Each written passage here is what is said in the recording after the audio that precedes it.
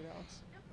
Collin, just looking at the stats today, it looks like putting was maybe the main key to your round. Does that sound about right? Yeah, saved me 2 to 3 times. When you're playing all right and you're not really making too many mistakes, you want to make those big par savers. And obviously, I capitalized on the birdies, but the big, 10, 15 footers even for par, that kept the round just giving me a little life, and that's what you kind of need when it's not feeling 100%. Did the course play any different from yesterday? Players have kind of talked. It was starting to get a little firmer and faster, kind of as the day was going on yesterday. A little bit. I still think it's gettable with a lot of wedges in your hand and short irons.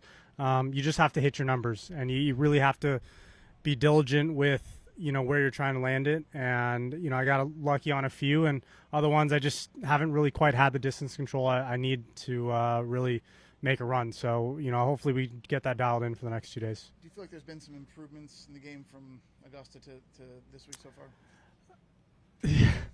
Back and forth. I think Augusta, I never was able to keep that momentum, so it was nice to have that today and say, okay, look, I can put together a round when I'm making my up and downs, making some putts for par, and but it just, the irons need to tidy up a little bit. It all comes down, especially on a course like this, where you just have to be really good with your distance control, and it's just been a little bit off. The difference between having inside 10 feet to 20, 25 feet for birdie is huge, especially on a course like this. So I'm guessing that kind of be the one thing maybe you might go work on a little bit before tomorrow? Yeah, it's felt fine off the tee. I feel like I've put myself in the fairway a decent amount. I just need to tidy up the irons and clean it up a little bit.